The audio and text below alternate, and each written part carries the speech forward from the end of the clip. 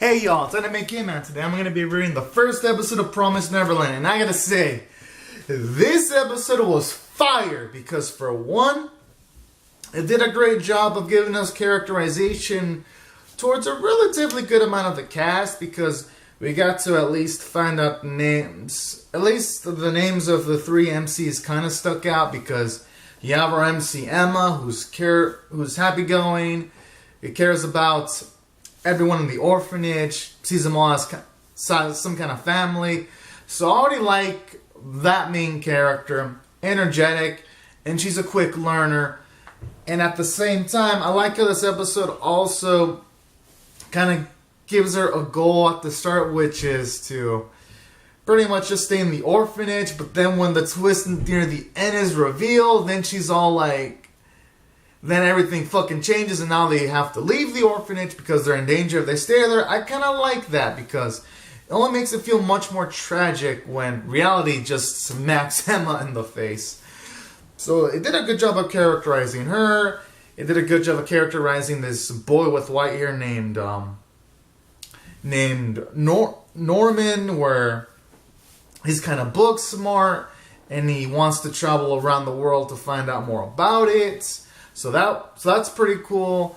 And then it's cool when you get introduced to this other dude called Ray, who's smart in his own way. But we still have yet a bit more to find out about him. But you can see he's kind of like a somewhat deep thinker because he was kind of doubting some of the things that the mother figures said and all that. So all in all, I kind of like this cast. At least the main three, because they kind of balance each other out. So that was nice. And then simultaneously, I like how this episode even opens the door towards some Emma character development, because this episode mentioned a few times that she's kind of acts like a 5-year-old, but at the same time she cares about everyone. And then during the episode, you can have Roman comment that you're gonna have to, or was it Ray? One of the two mentioned that she's gonna have to actually use her head more someday. And I like how this episode set that up quite nicely because now that they're in danger, yeah, Emma's going to have to use her smarts. So all in all, it was this episode introduced characters in a cool way, hooks them up for some future developments.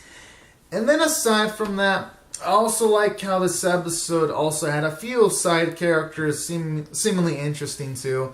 Like you got this green glasses girl whose goal is to pretty much just want to go outside of the orphanage in order to like just get clothing and read new books, and that was nice. And then you have you have this other character called Coney who wants to run her own orphanage so that she can take care of kids. So all in all, the side characters were also pretty sweet in their own way.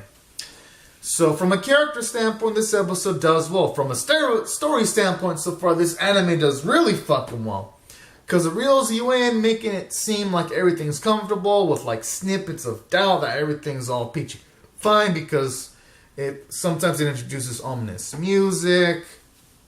And then at times, like it pans up in the shots of like your tattoos with like numbers on them, making you doubt that, yeah, things are not going to be peachy fine. There's going to be something fucking wrong. And what do you know there is? Because at the end when they pretty much reveal that these monster creatures or demon creatures pretty much they feast on kids from the orphanage because apparently their meat's usually of high quality and they're pretty much just made healthy, these the humans in the orphanage, the kids, in order to feed them to the monsters. Now that was an epic twist, and it already gives me great sympathy towards all the kid characters, and it already makes me want to root for their survival all off the bat of the first episode.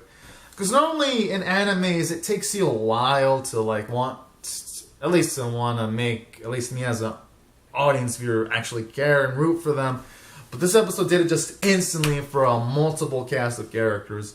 I mean, it helps that the characters are kids, but I still gotta give the anime its dues because sometimes when animes write kids, it makes you not want to root for them, or it makes you think, oh shit, this shit's boring, who gives a shit? But no, this anime actually makes you care about them.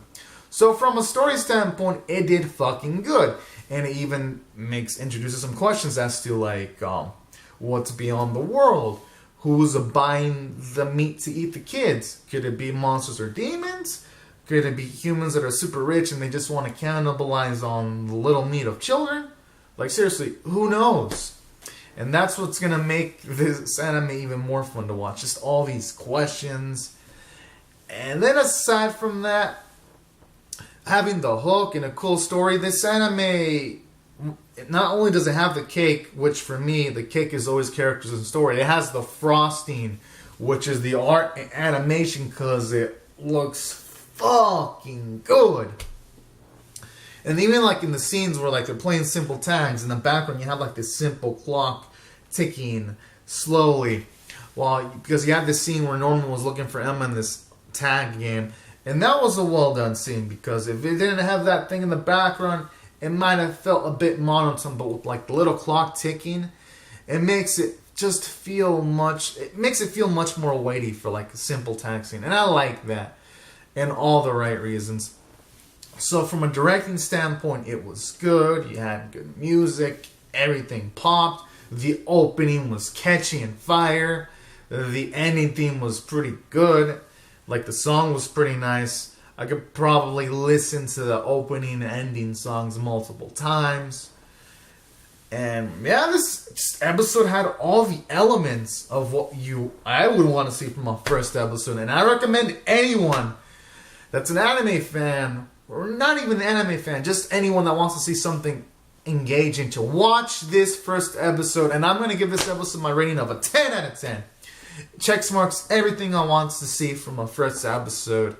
And damn, I cannot wait to see what's in store for us in the future episodes. Because holy shit, I'm going to be there. So anyways, guys and gals, these are my thoughts on the first episode. Comment down your thoughts on the first episode below in the comment section. Rate the video. Subscribe if you want to see more Promised Neverland reviews and reactions or some of my other stuff. And I'll see you guys later. Subscribe for more. Alright, guys and gals. Bye-bye.